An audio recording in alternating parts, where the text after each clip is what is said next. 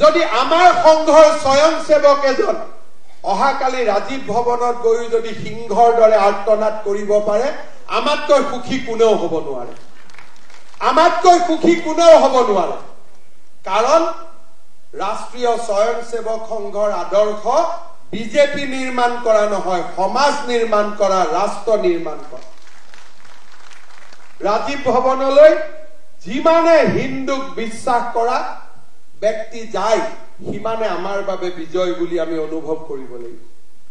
কোনোবাই যদি বাজপেয়ী ভৱনত সেৱা কৰি বিদায় লয়, আমাৰ আপত্তি নাই, কিন্তু সুদৰ্শনালয়ত সেৱা কৰি বিদায় নলব, কেশৱ ভৱনক সেৱা কৰি বিদায় নলব। কাৰণ যি স্বয়ংসেৱক জন্ম হয়, সেই স্বয়ংসেৱক মৃত্যুলৈকে থাকি যায়।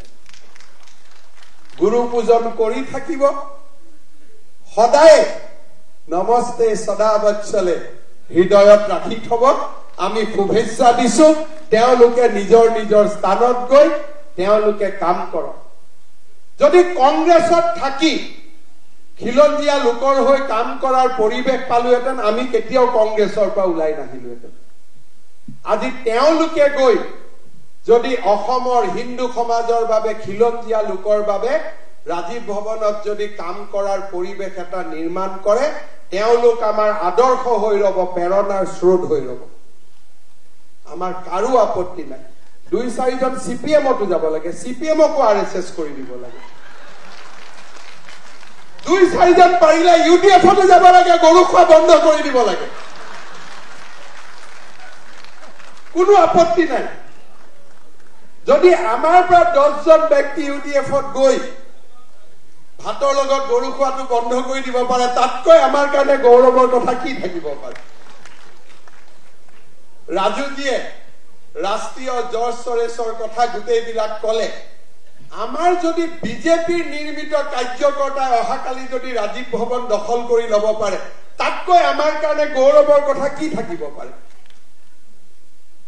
আমি কাৰ্যকৰ্তা নিৰ্মাণ কৰিম, আৰু কাৰ্যকৰ্তা বিজেপিৰ বাবে নহয়, ৰাষ্ট্ৰ নিৰ্মাণৰ বাবে আমি কাৰ্যকৰ্তা নিৰ্মাণ কৰিম।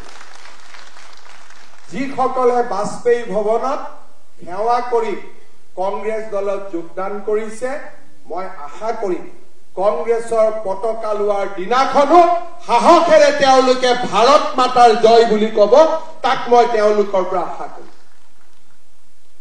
আৰু যদি কোনোবাই কংগ্ৰেছৰ সদস্য হোৱাৰ পিছতো ৰাষ্ট্ৰীয় স্বয়ংসেৱক সংঘত গৈ গুৰু পূজন কৰে, কংগ্ৰেছৰ সদস্য হোৱাৰ পিছতো কোনোবাই যদি ভাৰত মাতাৰ জয় দিব পাৰে, মই স্বীকৃতি দিম যে তেওঁ পুৰণি বিজেপি, সঁচা বিজেপি।